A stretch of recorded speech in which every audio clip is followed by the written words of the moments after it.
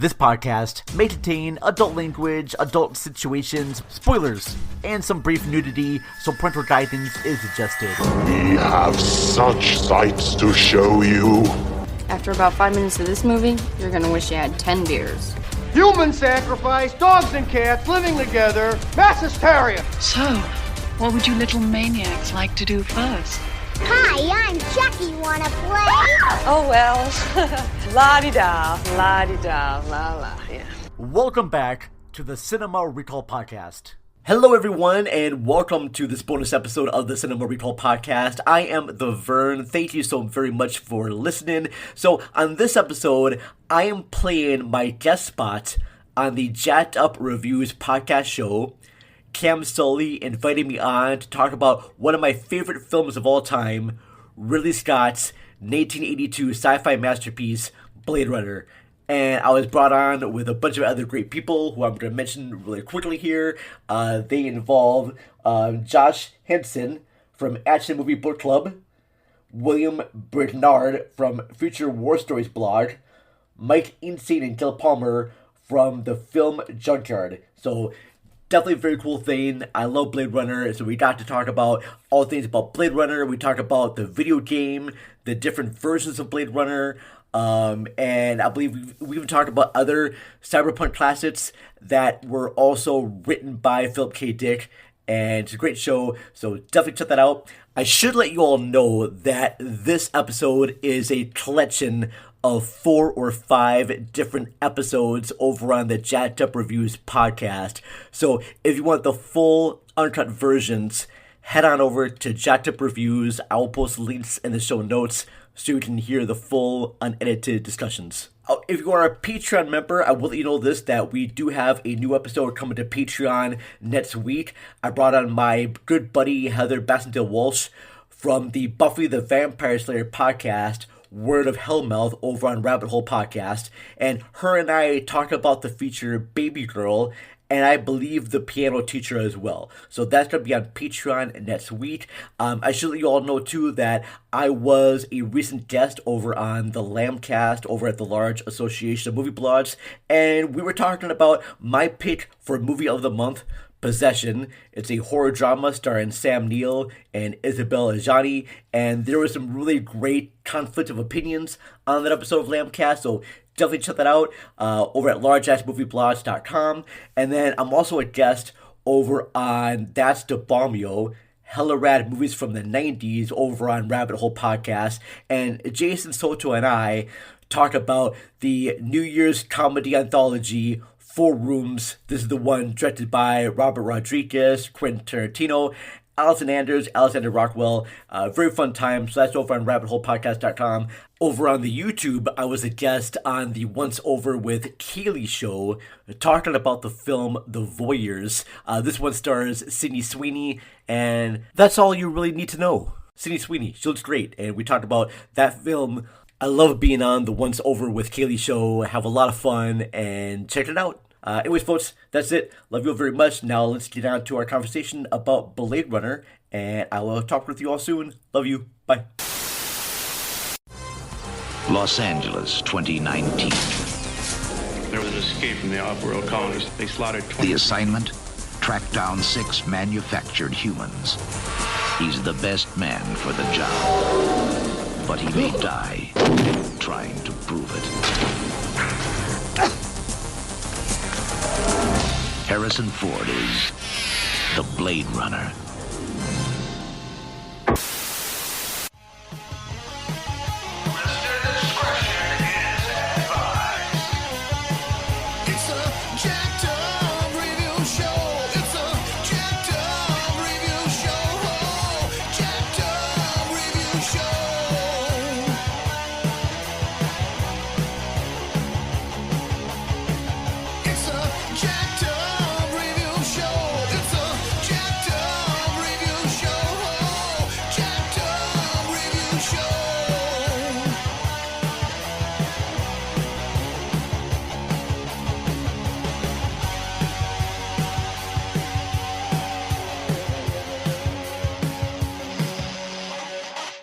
We have the one, the only Vern from Cinema Recall, who is Hi, everybody. Hello. Sorry, I was late getting here. He is an unapologetic Blade Runner fanatic, and it would not be right if I had excluded him. Yeah, I was just Thank you, Cam.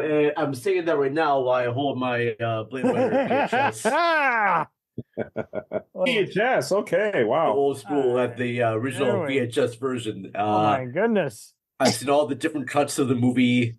Read the book, the animation of the movie, and read the book on the movie itself. And yeah, so I'm very excited to get into, and I'm going to learn a lot from the people there because I'm just an avid fan, but all of you are like experts. I'm here to learn from you all. Okay, I am basking in your positive vibes. I'm just absorbing everything. Okay, I'm like that TT little guy that's like, hey, woo, ha, woo, and that's everywhere. So I will just let the experts take it away. But I want more. I've seen the movie once, so okay, I'm an expert. We're gonna all right. See, but I'm hoping we'll get to talk about all the different cuts of this movie. Yeah, and talk about how this film came to be. We'll talk about the sequel as well. I too have tried reading Philip K. Dick at different intervals, and I need to just sit down and try again because he is very, very complex, very detailed. So you got to be in the right frame mind to make sense of androids dream of electric sheep. Not only that, but many of his works too. And noir is same as like Blade Runner is like noir. I don't know, like whose first time was it watching this movie? Oh, with Blade Runner, definitely in the 2000s. How about you, Will? You've seen it over 100 times, you claim. Yeah. Over 100 times. My introduction was. Oh, I'm sorry. No, go ahead. I have this whole story. My introduction was a Marvel comic book before I actually saw the movie. That's a cool adaptation. Oh my god! If you like the other adaptations of other stuff like DC's Total Recall, I think you'll like it. Go ahead. But the visual style of Blade Runner and Dreadnought with Electric Sheep, it's like a happy accident that this movie is, because we have Ridley Scott involved, and Ridley wanted it to look like Tokyo, to look like Times Square, and that's where all this stuff, as you can see, cityscape in the back of me. Yeah, it's crazy what the book is, and what's crazy was the movie. And here's the thing I kind of wanted to put. Who could have predicted it? Backstory about Blade Runner, about how, because I didn't see it in the theater. In '82, I was 6. And so I saw other movies like Dark Crystal, Secret Light, the NIM movie. So I saw those movies, but Blade Runner came and went. It died in the theater. Yeah. Fight Club, no one liked it at the time. No one until liked HBO. And it's fascinating that they keep trying to do like sequels and like little offshoots because it was never a hit. Like, yeah, of course. I mean, I'm sure it's got to be chaotic. Like 2049 was a bomb. Like, yeah. But Dennis V. I'm pretty sure that small sect of people who are super into it. Yeah. I'm pretty sure that changed when videotape came out. Yes. Oh, it totally did. It's just in the theater then, yeah. But like Josh is saying, history repeats itself. It's like everyone just kind of brace themselves. It's like it's good, the quality, but we're not going to make a profit off it. But it didn't affect Dennis V's career, so that's you're not cool. going to make a box office profit, but you're going to make an afterlife before it was VHS. People are going to rent it, yeah. Now it's Blu-ray, now it's digital, whatever. You will get that money back, but it's not going to. It's going to show up as a bomb. There is not as much narration in the work print cut, though I have like one bit of dialogue from Deckard at the end when Roy Batty gives his Tears in the Rain speech. Oh, that's right. There's a bit of dialogue that Deckard says at the end of that actually works great. Can you believe that was all improvised? Can you imagine what a different movie that would have been? He just beats him up and he just dies after sitting there. That would have been like, okay. He would have felt he would have felt a little anticlimactic, and he just Rutger Hauer. So what was the actual part of the script then? If that was, to my knowledge, like he was just supposed to die after a fight, and the only stuff I have is Rutger Hauer's autobiography, which was published years before he unfortunately left us. But I was just like, man, what a dedicated man! Just what a cool talent. There's the book. There's the book. I think some people are referencing. It's called it's by Peter Simmons, He's dead now, and he wrote 2 versions of the Blade Runner book. Future Noir. I covered that yes, on the that's channel. a good that. one. That is a good book. And if anyone's interested at all in anything in Blade Runner, it is the Bible. Yes. He's written everything, and he did a version of it. I had the original, and you guys might have there's a new one, the second edition that's out. And it's a compelling read. I read it when it first came out, and it has everything. And this book was out before we had any of the other before we versions. had an internet database. Yeah. People calling themselves Spinner fans, or this is how I learned, okay, there's an international edition that's a little bit more violent. There's, I saw the TV edit, or you saw this version. Okay, in the work print, we've got the 2 geisha that are dancing. This is only shot from it. You may see it one day. And he was a master. I mean, the only reason, when he got me down the rabbit hole trying to figure out what that gun is that Deckard used, I wrote, God, like 100-page article on it once. Yes, he did. I can't blame you. I think it even took the Internet Firearm Database to even take a while to figure out what. Oh, they have a hell of an article on it. Movie is so loved because it has all these intricacies and like these. There wasn't an internet at the beginning. Yeah, so, and, you can learn everything. So you had to find your people that were into this like you were. And it was a word of mouth kind of movie. I mean, definitely. Probably the second and third movie I saw Daryl Hannah in. Definitely the first thing I saw Joanna Cassidy in, though. That is for sure. And Brian James, there's a guy who's been in every Walter Hill, Western or cop movie, Tango and Cash. And he's like the go-to 80s bad guy. But he was perfect casting because of his whole just innocent. Like, he was like the bully on the block who doesn't realize he's picking on people. Like, he had that mixture of cluelessness, and he too, like Deckard, wants to figure himself out. And don't forget, when he J.F. shoots, Sebastian he doesn't was even. in Newhart. Oh, he was one of the generals, right? Yeah, he was one of the brothers. And every time I'd see him, then I got to see the movie. Oh my word! We rented the movie Blade Runner. My brother and I'm like, "Hey, that's the guy from Newhart." And I was like, and then it went dark, and I'm like, "Whoa, that went weird." He's in a movie. Were you expecting his brothers Daryl and Daryl? Yeah, that would have been really funny if they had been made Blade Runner after. That would have been hilarious. Like, he had replicants of that. That would have been Newhart in the future reunion. That would be he great. was in the sci-fi adventure film Nemesis, which was by the director of Cyborg, but he was playing a totally kind of like that, is the replicant. Well, you got Castile for Miami Vice too. Doing shoot. Yeah. Wasn't everybody in Miami Vice?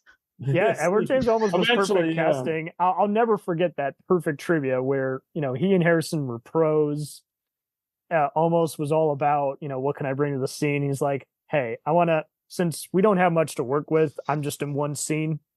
How about I call you, a horse's cock in Spanish and something just to show we got a history or something. And Harrison's like, you're cool.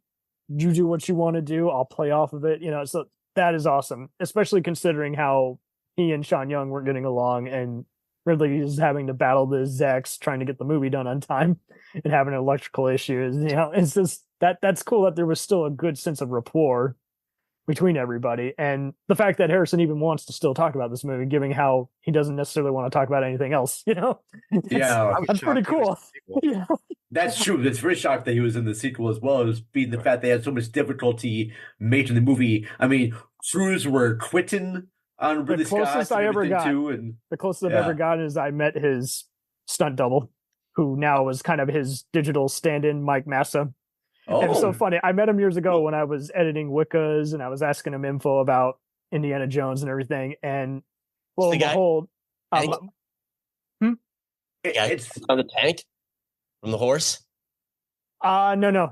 We're talking Crystal Skull era, but like he's doubled Harrison more recently. Like his go-to guy, he's been a digital stand-in for him on like Force Awakens and everything. But next thing you know, I'm on a National Geographic show where he's the stunt coordinator, and he just had a good sense of humor. He got to joke, "Hey, I doubled 1 and 2 Supermans," and then he just do little other quirks that were just awesome. Like he got us in the mood. It's like, oh, we got to get in the battalion. Oh, that's right, that's you. Let's go in there. Let's go get in there. They didn't use to stand in when Harrison Ford hit Ryan Gosling in the face during that Elvis scene in Las Vegas. So, we have that in Blade Runner. I don't know if that's in the actual movie where he hit him. I kind of think it is. Yeah, it is. Is it? I remember that. I do recall a punch in the face. Yeah. Oh, shoot. Ryan Gosling's pretty, you know, you don't want to hit him. Put down, you can see his reaction. Like, what the fuck? Do you feel like they didn't advertise it well? Because like I saw many people going in and they were expecting like a Matrix type movie. I'm like, well, similar, but it's a slow burn. It's not. It was hard to watch in theaters because one, a lot of the scenes were dark. So if you're sitting in the top row, you have bad eyesight. You can't see shit. I was in the middle, but yeah. Here's the thing too. The theater, the people that showed the film in theaters really need to preview that film and have like a better light and pre-visualization, because I saw it once in Dolby Cinema and it was great. The colors were crisp, they were clear. I was surprised how my theater was behaving because usually they always crap out or have some issue with the audio feedback, and fortunately they had their shit together. It was like a Star Wars opening. You're like, we can't goof this up. We gotta. The Dolby Cinema screening was great, and then I went to watch it again and like just regular Dolby, like the regular digital format. And there's something with the light bulb; it wasn't as charged up as it should be, and so certain scenes were a lot darker than it should have been. When it should have been just a little bit more Blu-ray later. quality. So yeah, it was definitely not like the 4K Blu-ray. Now quality everything's right 4K. And I think the reason why the sequel got made. There are only 3 people in the theater in Arlington at the Parks Mall where I saw it because I live in DFW, and I saw remember it if we the had highest. much of a turnout. Yeah, I saw What 3 time, people. though? I saw it at like 9 because I was going through Pantego and a cop stopped me. He goes, "What are you doing out so late?" I'm like, "What are you, my mother?" And I said, "I saw Blade Runner 2049, and it was amazing." And he's like, "You can go, sir." I'm like, "Let's talk about the movie," because I was going to write a review of it that night. But I saw it with 3 people. It was so loud. I'm so glad that cop didn't go all like the bad cops and recall. There's so much to go into with that story that's not related to what we're talking about. I know, but it was interesting to people, and like you could tell the people that never seen this. But I'm in the theater crying my eyeballs out. I so you'll love this. Like, I take my sister to it. Don't know what they're going into. Right. My friend was brushed up on it. He went into it. He's like, I love this. I'm going to check out the original movie. I love that too. Same thing. My sister's like, I know the ins and outs. I know the nuts and bolts. No pun. She's cried at it. She's like, Anna de Armas, what an amazing actress. You know, all this falling in love with a hologram, all this forbidden love. You know, just perfect. You know, Gosling. I didn't know he could be serious. You know, and I've only seen him in like Crazy Stupid Love and the Russell Crowe movie, but. You should see Blue Valentine. It's good too. That one is good. We should all hate him because he's like super ripped and handsome. Murder by Numbers. Yeah. He's somehow funny. But we should Half Nelson, I think Vern, you reviewed recently. Yeah, Goosebumps. You would bring up Goosebumps. But young Hercules. There you go. Yeah, that too. But I just find it funny how, I mean, as I'm going, you know, I'm texting my filmmaking buddy Ruby, you know, and her and her husband Joe are all picky. Like he loves all kinds of gangster stuff, and she's like, I prefer it be more cop or inspirational and stuff. So they're already nitpicking it. And I told them I'm about to see that. They're like, "Oh, we fell asleep." I'm like, "Oh, what did you expect? Matrix type movie?" I'm like, "Nope." So nope, and no. And then her husband's excuse is like, "I love the original." And I'm like, "Well, I thought it was the same." The original? I don't know how you could shit on the new one. You'd be surprised. I mean, like. How about the? I like the new one very much. I had my friends watch it, and they've never seen Blade Runner. They saw clips of it. I saw the new one before I saw the original. It's not that long a movie either. Well, you're able to understand everything that happens in Blade Runner. You don't really need to see the first one. That's a good movie. Yeah, I mean, but. Do you agree with this? Josh, do you have to see the original to enjoy the second one? If you never saw the first one, can you still understand the storyline? I love the hell out of 2049, and I had never seen. It made me go watch the original. Yeah, there you go. See? I want to know just that more. Level of suspense that they build up, where we're not sure if we can trust the police lieutenant, and then we find out she does have his back, but she's about to be killed by the actual guys trying to set him up. I like the whole storyline where Kay is just trying to figure out who he is, and he may actually be what it always was, self-identity. Yeah. And that montage where they show returning people. The right? Is the ambiguity of it all. Just those first 10, 20 minutes. They wisely spend just recreating the whole feel, and then once they're comfortable, then they... Yeah, there's a lot of slow moments. They're all character-driven moments. Like it's just recreating the world, getting comfy, instead of just rushing you in and doing only fan service or dividing your audience. Also, everything's beautiful. Yeah. And the fact they brought back in Hampton Fancher to do the scripts. That's a good point. And a lot of the stuff that was in the original script for Blade Runner finds its way into 2049, which I thought was actually great. In fact, in the original script, Hampton Fancher wanted the whole entire plot of Blade Runner to just take place in apartment buildings. He didn't want to see the outside, but it was really Scott that said to him, hey, what happens outside the window? And Hampton Fancher's like, what do you mean what happens outside? We're here in these rooms. And really Scott's like, I want to see the world outside of these walls that you're doing. I want to see the in the room. Even dissecting all those different shorts, that's those are episodes in and of themselves. Oh yes, oh gosh, the animated one they're great. I love the animated one. Is anybody else watching Joanna Cassidy take a shower there? Sure. Mike, you peeping Tom. For those who don't know, Mike loves to have, and I love this. It's a great interactive activity, but for those who can't see it, we have often some movie replaying in the background, and it is always funny when we get to a scene, and at least twice now we've had it where the scene we coincidentally are talking about happens to actually be going on in the scene. It's subliminal, yeah. So there had to be boobs. There had to be. Of course. I was like, you're going to make a movie in the 80s. Boobs had to. And a cast. Well, there was a lot more that was in 2049. Oh, yes. The whole hologram set sequence that's in that movie is great. The way that... But kudos to him. It feels kind of like Altered Carbon. You're showing why people would give into their urge as opposed to feeling like a softcore shit. Yes. You were going to say that earlier. And so, if anything, it's even making you wonder if we're de-evolving as a society. All of this stuff that we're predicting is becoming reality. So the way that they have Anna Damaris sort of move in with the body of Mackenzie Davis' character, I thought was actually very well done. The way those both actors had to move their bodies the same way.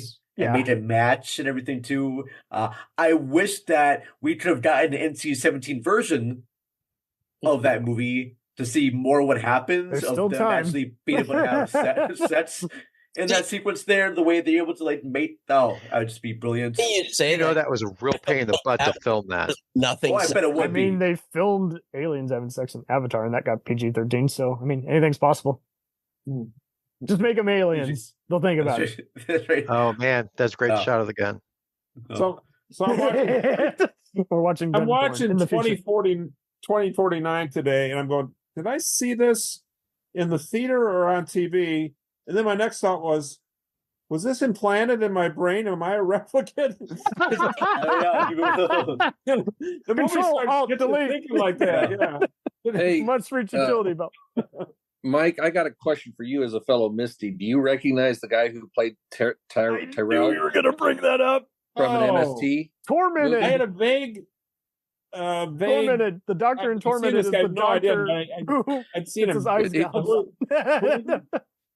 He's also, as Vern knows, I'm sure the rest of you know, he's the bartender in The Shining. Lloyd? Yes, Lloyd. Yep. Oh, the bartender in what? In The Shining. Shining. The Shindig. Oh, okay. But what's the Shindig? Yeah. Connection. Well, I don't put the MST3K reference there. I don't know what. Yeah. He's been a long time actor, and so he's inevitably starred in some B movies for Roger Corman. But we just find it funny how he's the eye gouge guy in Blade Runner. I know he has during the scene when he's meeting Deckard, and he goes, "I'm going to provide you with a negative before I provide you with a positive before I provide you with a negative." That was such great wordplay. Oh my god! But he couldn't remember the lines. Like he's reading a cue card. If you watch his eye line, I read that. Jumbo.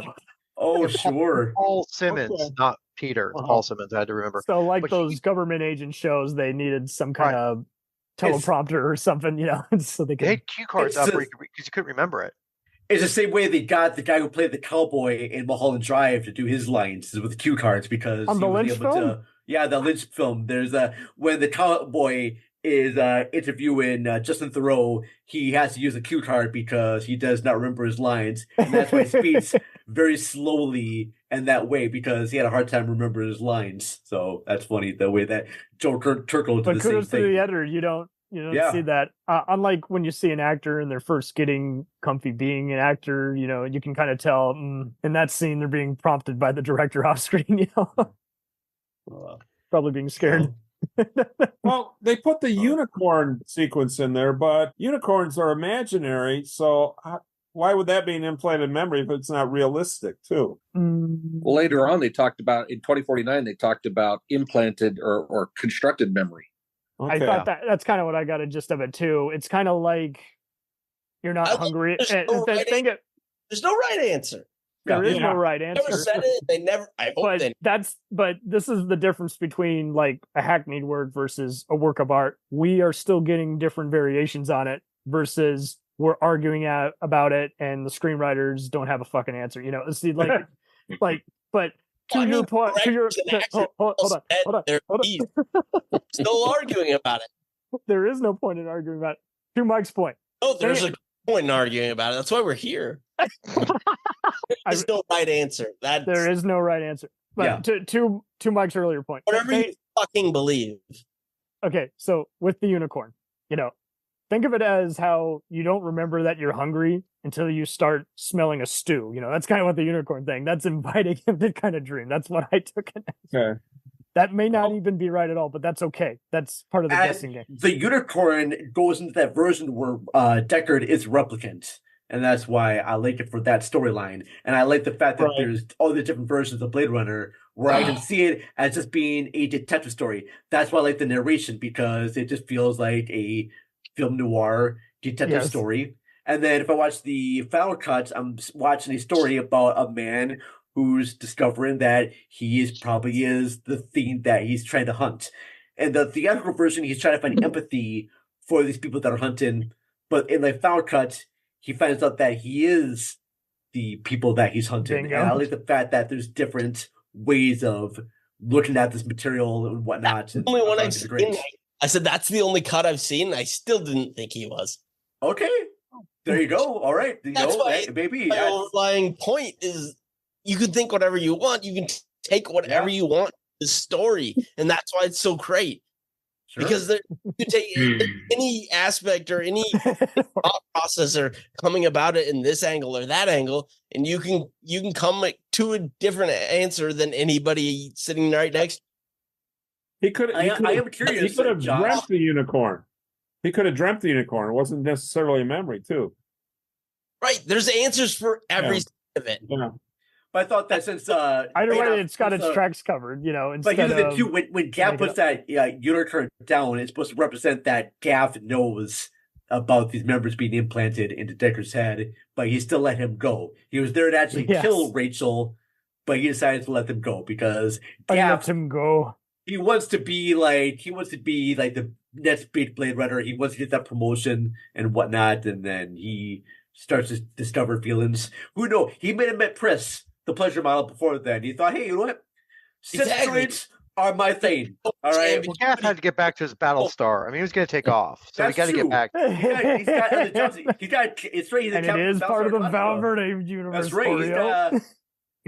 Scott said it's in the Alien verse. He inserted a spinner into. That's the thing too. I heard that they put like Blade Runner stuff into Prometheus in the background, and he confirmed it. And then Joel Silver and Steven D'Souza built on it with the Predator crossovers. In Alien 2, there's some like pyramid in the city. That started it, and then there's the Terminator and RoboCop crossover comics. Really want to get into this? They should have crossed over Star Trek, and then to there's Will's point, like the Khan said and all that. And the new Galactica then just said, hey, the Cylons are technically, they're a sleeve, much like these replicants, and they addressed all the Marines as colonial Marines, so that started their whole Aliens Blade Runner connection. That fun stuff. If you're not already confused, but I mean, I still, for a movie that just came out, that was critically pushed aside, I still got to applaud them. It's like that they gave it everything they got, and the quality won out. That's cool. And well, the visuals on that were beautiful. Yeah, it was good. That definitely made me fall in love with visual storytelling. I saw it in the 2000s, so like I could appreciate it for like when the time was, but it didn't blow my socks off. Yeah, for 1982, sure. Yeah. Nothing like it. I can do that math. Right. When this was made, this is dope as hell. But yeah, the original didn't impact me in the way that I think it probably would have. I would have seen it 20, 30 years earlier. Inevitably, there's a bit of that. I mean, and I try to get inside people's minds. Maybe if I had seen it in the 80s when it came out, I might have been like, "Ooh, that was stupid." It would have blown my head off if I saw that when I don't know. I'm trying to understand everyone's mindset. So wait a minute, Mike. Did you say you actually saw Blade Runner in the theater in 1982? Is that correct? Did I hear that correct? Yep. Yeah, I was 22. Were people throwing tomatoes? Or were they pretty calm? What? I haven't heard from anyone that actually saw some. Yeah, I would like to hear that too. Yeah. Well, I was old enough, but I'm not quite as old as Mike. My first viewing was video. Ouch! Shots fired. Damn. Was it the 70 millimeter print that you saw, or? Oh, I don't think so. No. 16 millimeter. What? Yeah. Some guy's garage. No, but like, where was the theater you saw it in? Yeah, Grand Rapids. I can't remember. It's probably Studio 28, which is no longer there. Okay. Damn it! The secrets perished with the theater owner. Well, they moved over to the belt line in town here, but anyway. But yeah, I definitely saw it in the theater, and I remember I was hanging out with a bunch of friends, and it was a mixed bag on who wanted to see it and who didn't. So yeah. All right. This podcast is a production of Unfiltered Studios. If you would like to know more about joining Unfiltered Studios, please visit our website at unfpod.com for more information. Kind of nervous when I take tests.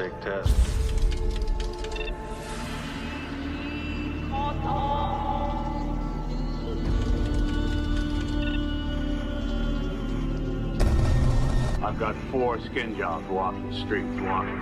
They're either a benefit or a hazard. If they're a benefit, it's not my problem. I'm Rachel. Deckard. Have you ever retired a human by mistake? No. Mike, what would you say is your intro to all things futuristic? I saw Blade Runner in its initial release. Oh, when it was the infamous movie of the year. Yeah, 82. And then I believe I saw the 10-year anniversary when they added, 20 seconds of extra footage. And took out Ford's narration. Yeah, which one was the cut with the narration? I think it was the initial special edition. Yeah, that was a theatrical, yeah. That was definitely the first version I saw. How many? 5 different versions. 5 different versions. Yep. Something like that. 6 if you want to count the TV ads, but we're not counting that. Well, this is the final cut, so I think it includes the European stuff and the no narration. Yeah, so technically 5, but really free. Yeah. I gotta say, I kind of like the narration in the theatrical version. I didn't mind it growing up, but I can see why on initial viewings. It's kind of like ADR. You don't really notice it unless you are listening for it. You know what I mean? Like you're not gonna notice that someone's revoicing the character in the booth unless you. It's kind of like when you're looking for a boom mic or, a blooper. Well, I thought it added to the, 30-ish sci-fi film noir. It was definitely what made me a fan of detective stuff, and that's the irony. Yeah. It took a futuristic movie. But I read Blade Runner in high school, so we're talking about the 90s, around the time that the 92 VHS edition comes out, where they wipe out the narration and put in the unicorn. And so I was like, okay, I'm going to read the book. So I checked it out from my local library, read it in Albuquerque during Christmas. And I was like, whoa. And the book takes place in 92, and anyway, but it's funny, Philip K. Dick, it's like his relationship with Hollywood, in some ways, they took his core idea, especially Minority Report. Minority Report's a much better movie. That's Tom Cruise, of course, I got introduced to Blade Runner for the director's cut that came in the 90s because it was letterbox. And I'd never heard of letterbox before because in old days, all movies were just like pan scan. They're always just like fill up your TV screen. So when I saw the VHS that says special letterbox edition Blade Runner director's cut, I read the movie, put it in, and I've never seen a movie displayed with the black bars on the top and bottom of the screen. It's That so shit was so atmospheric. annoying. And I was like, You don't like it? It was No. so different to see a movie that way because I'm so used to seeing movies being framed to fit my whole TV. I And I think thought, Star why are Wars there was the bars on the top first- and bottom of my TV? So I had to research it, and all movies were shot in the 2:3.5, and TV screens are 1:3.3, and it's the first time I've ever learned about aspect ratios and yes, it was that was- illuminating. But I just became in love with Blade Runner. I didn't understand it because I watched it when I was like 13 years old. But That'll do it. Yeah. the visuals of it really captivated me. And But you wanted to then go back to it. It makes sense. I had to go and read the book the next year. So I read the book, and I know I've read the book a couple more times. And I like the fact that the book is very different from the movie, but still holds all the same core ideas to it. And yeah, the character of Deckard is different. The people that he fights are different. There's a sequence in the book where he gets arrested and he starts to question if he's a replicant or not because these people that arrested him are saying, no, you're a replicant. These things you're killing innocent people. And he starts to do a test on himself and all these other things. It's just So in a way, bizarre. I guess. It was picked up for 2049 in the future. Yes, that's true. Very true. He did take the plot of Good that call. at the 2049. Very good. I feel like some of those go into Recall also a little bit, just a little bit, not all, but just that whole mistaken identity thing. Now, remind me, the book is way called. more ambiguous than The Android's Dream of Electric Sheep. Recall. It's very obvious what's Yeah. happening. Sorry, Gil. It's very ambiguous. Yeah, you were asking. Go. Sorry. Oh, he So- answered it for me. It's when Yeah. do Oh. androids dream of Dream of electric sheep? Yeah, I didn't And- know if it was like loosely based because I never read the book. it definitely. It feels like it's inspired by. Like I'm sure Right. the filmmakers. Yeah, I the always filmmakers just assume when a book's adapted, it's just maybe Much close. like Altered Carbon, It's almost like- two different vehicles, two different animals. It's they apples and read like the cliff notes of that book, and they were like, "All right, guys, fighting replicants. He's punching replicants. Let's just focus on that."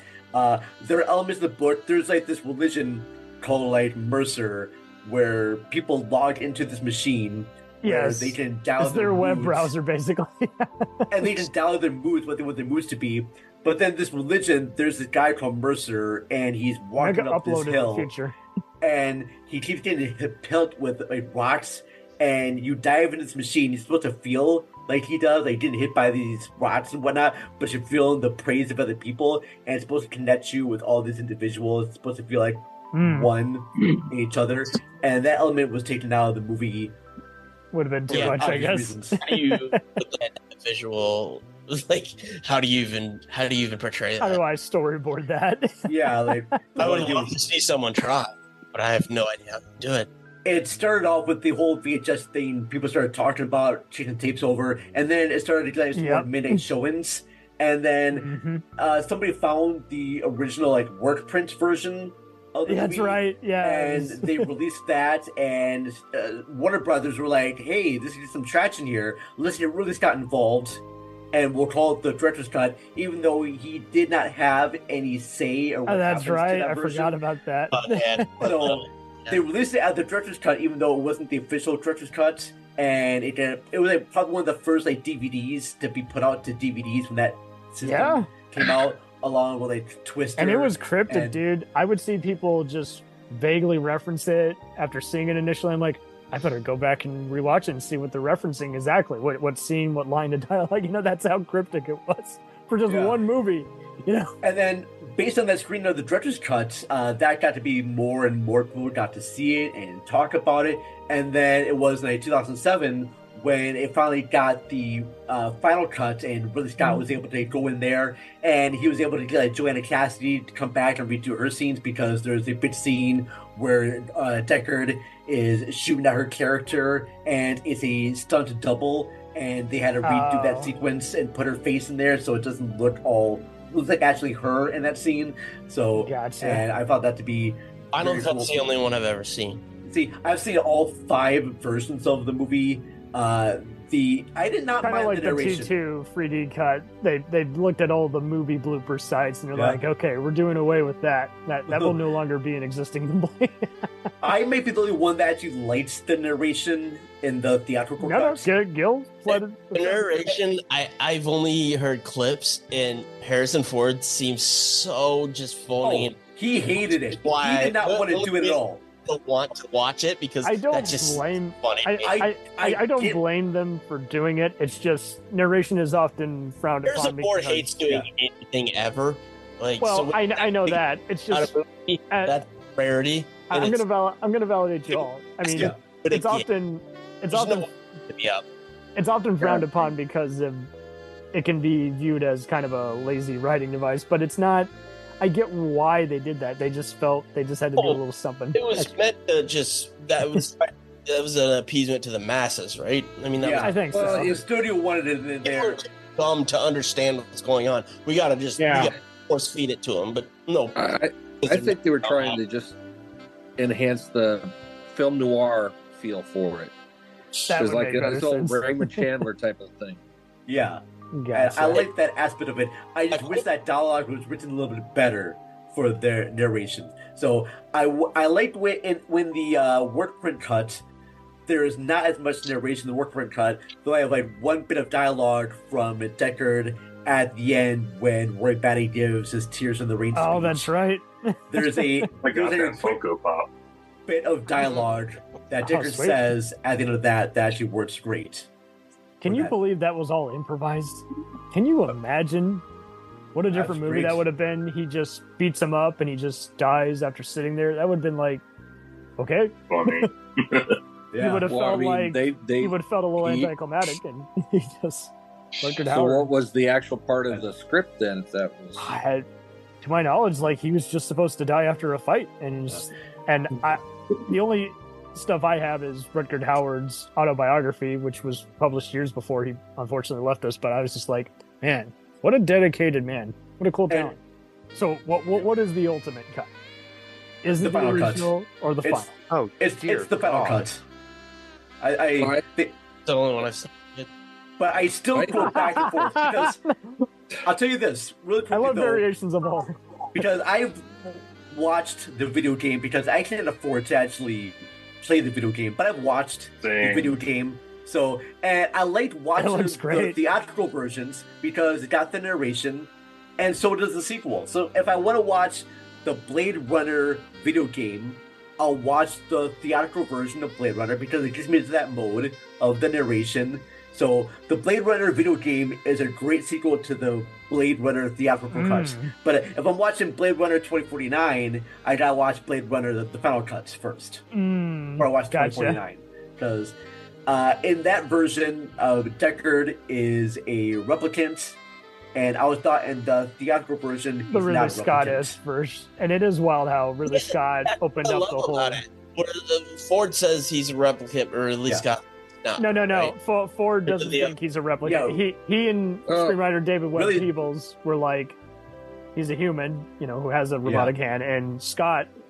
And so this is what's funny. Both of them are right, because if you squint, you can see the red eye that Deckard has in the final scene. But at the same time, everyone's right, no one's right, because it's ambiguous. Much like David Lynch, Well, he didn't explain. Why we're all right now? That's why everyone is so obsessed with this shit. I love it. Before we had clickbait articles ruining movies for us, you can make a coherent argument for every side. That's sorry, you're gonna say. I was just gonna say he didn't display the strength of a replicant. That's for sure. I think other than his hand, where he's on the cliff. That's about Deckard it. is a terrible shot sometimes too. Yes, he gets some shots good here, but other times he does not know how to fight. You know, when So he's like Data on Star Trek before he gets his emotion chip. maybe so. He's like every other person on Westworld before they find out, oh, I'm also an android. Whoops. We got to take a short break, but Cinema Recall will be right back after these ad spots.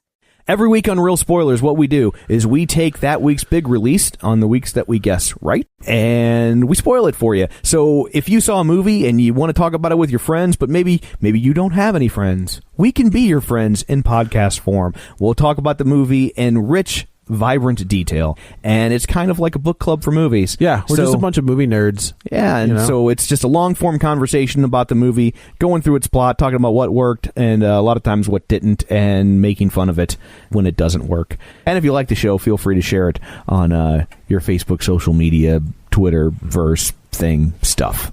So that's what we do on Real Spoilers. It's like a book club for movies, only with less Oprah. Get access to episodes early, uncut video footage, and bonus shows by becoming a Patreon member. Go to patreon.com/Cinema Recall Pod. And for just $3 a month, you will help support our independent podcast. Thank you so much. And now, back to the show.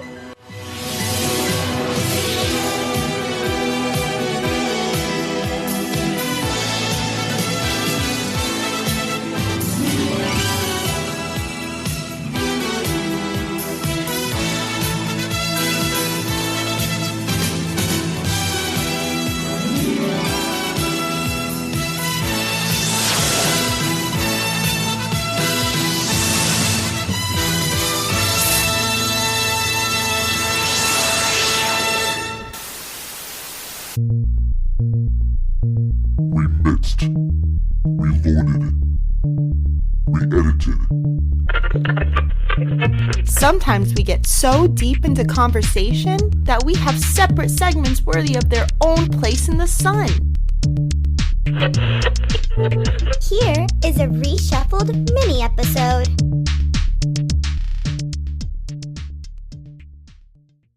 The awesome video game that Westwood Studios made. I love that video game. Like, yeah, it's like almost like a point and click adventure, but yeah, with graphics. That sounds like a good beginning point, because I mean that was 97, so almost more than 15 years after the movie, and that was keeping the fandom alive in the comic book pre-internet age. Yeah, I actually played that. It was a PC game.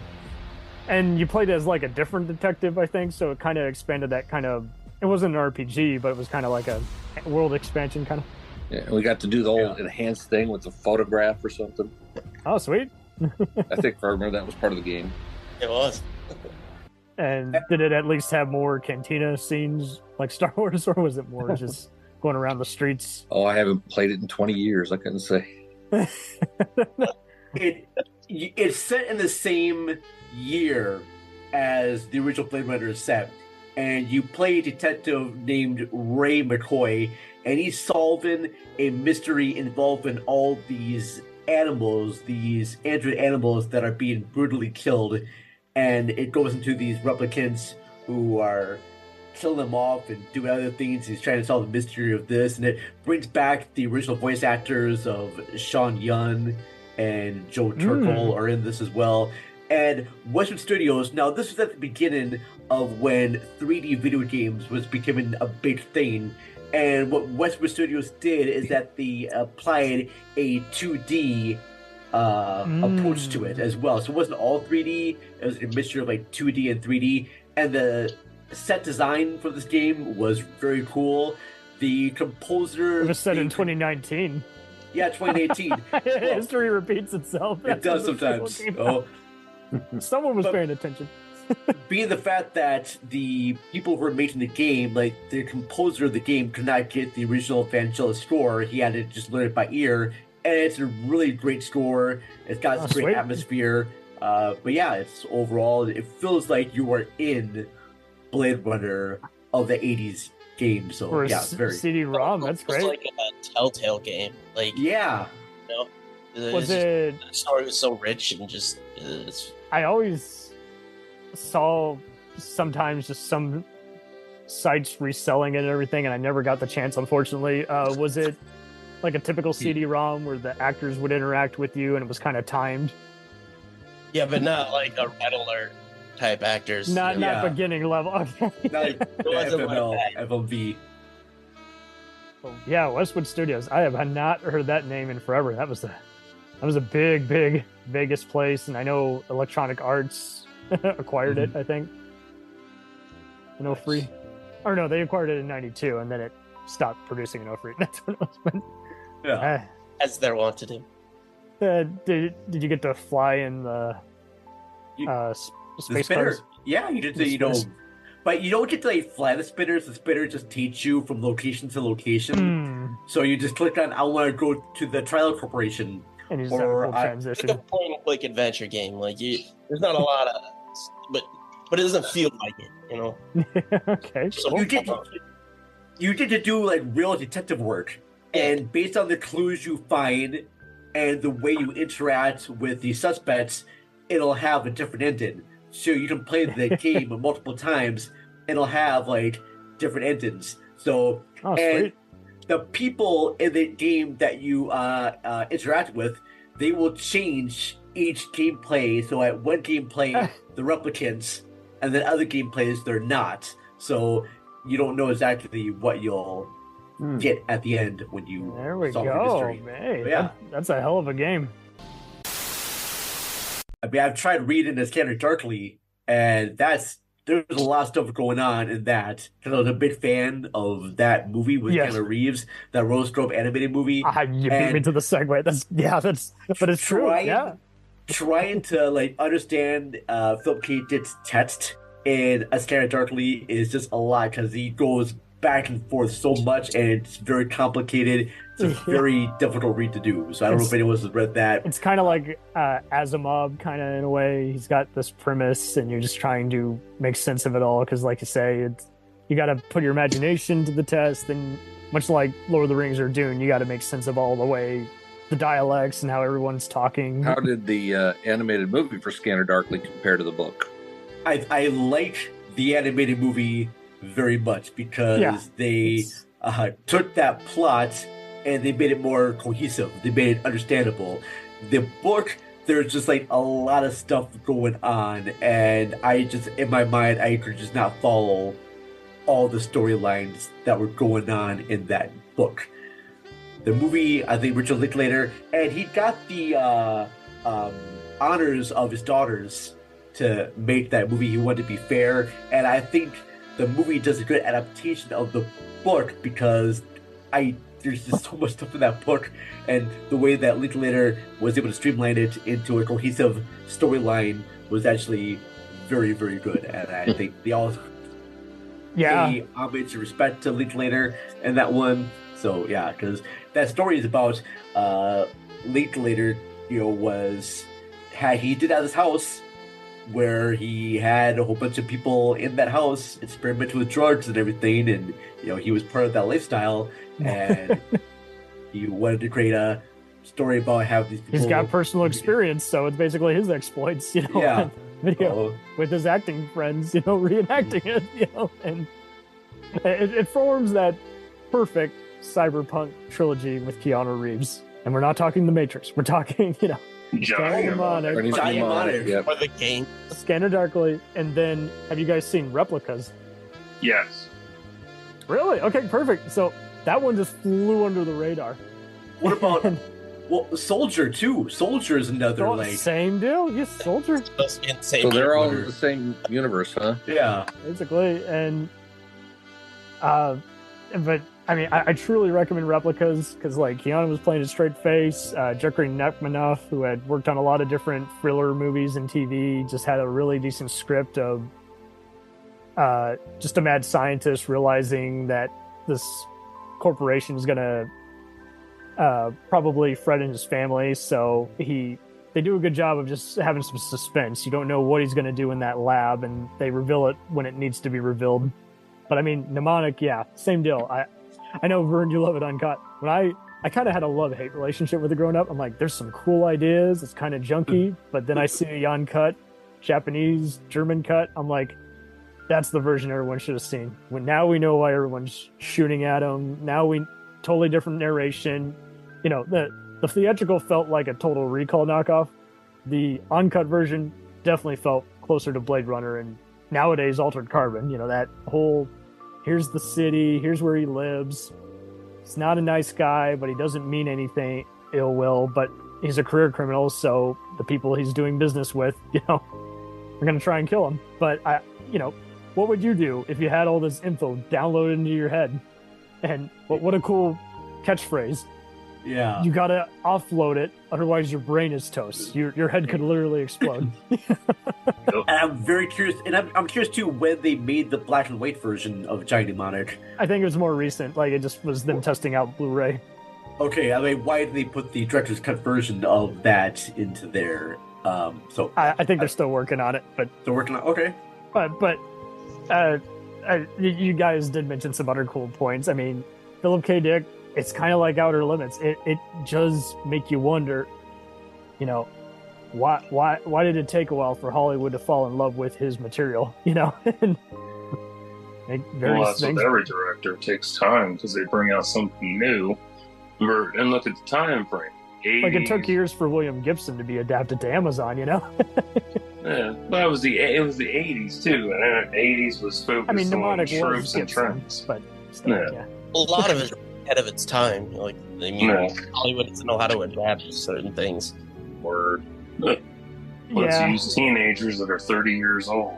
Well, and to Vern's point, I mean, any other filmmaker probably would have goofed up Scanner Darkly. They would have probably overthought it, and the fact that he said this has to be animated, we got to have all these characters look like they're talking to the viewer. Robert Downey, he'll bring his type of snark. Rory Cochrane, Winona Ryder will be their usual quirky selves, and Keanu's stretching himself a bit by, doing his usual kind of deep narration, and I think Ethan Hawke was in there also. I don't think not Ethan Hawke. Surprisingly, he was. I know it. Roy Cochran, Woody Harrelson was in there. Harrelson, yes, Harrelson was definitely the scene star. The whole thing with the bite, the missing wheels of the bite, or the missing gears on the bite was great. Yes. They can't put the simplest things that we could put together back together. And being the fact that it is set in the future of I think it was a few years ahead of us, but using that rotoscope animation technique makes it feel like it's in a different world, like a different environment. That's what I couldn't remember either. If Sin City had tried that. No, Sin City was black and white. Yeah, that was okay. So digital overlay, but rotoscoping, it'd be cool to look at the history of that. Like, when did that start being a thing? Ralph Bakshi, I imagine, was a good. Oh, okay. Went back. I think I went back even further than that, even with Disney, maybe even. Like lots of Fleischer cartoons use shoot! A lot of Disney stuff used rotoscoping. The animation of Sleeping Beauty and Snow White was a lot of it. And Lord of the Rings. Yep, Lord of the Rings. Yep. The Ralph Bakshi. Yep. Oh, but he was the Ralph Bakshi was the person that made rotoscoping big technical aspects. Their feature length kind of thing. Yeah. A lot of people were using rotoscoping as a way to test stuff. So I know that Disney used rotoscoping as a way to test movement out for animation, and then the animators actually use hand-dry animation, but they use rotoscoping as a guide. So they had sequences where they rotoscoped over a woman dancing for Sleeping Beauty or Snow White, but then they use that as sort of a template to do the hand-drawn animation. Mike and I and Gil were even hitting on Nick Park and some of the other stop motion. It seemed like sometimes they would do that too. In those behind-the-scenes documentaries, they would have directors and actors on stage reenacting stuff, and they'd take the dailies, and the animators would try and animate around that, which is interesting. It's not the same as here's a green dot, follow the dot, look at it. And Will, you got some great trivia here. Philip K. Dick is the Ezra Pound of science fiction. I have never heard it worded that way, but I will take your word for that. That piece of knowledge cost me $600 in 1995 for my intro to English, intro to American literature. That's where I learned who he was. Ezra Pound, for And those so- who don't know, poet and critic. Right. You know, he was in jail a few times during the Second World War. Anyway, but yeah, he's one of those authors that is definitely of his time, and definitely not an author that, you know, definitely grew up in the 60s and 70s in a literary sense. I mean, he's older than that. But Philip K. Dick is deep. And unfortunately, I think Minority Report, Total Recall, Screamers to a small degree, Blade Runner, of course, they're better movies than books. Oh, and, Skinner Darkly. I've tried to read most of his books, and I did do that. I apparently didn't take enough pharmaceuticals in order to enjoy them. But, This podcast is a proud member of the Lamb Podcasting Network. Find the network at largeassmovieblogs.com.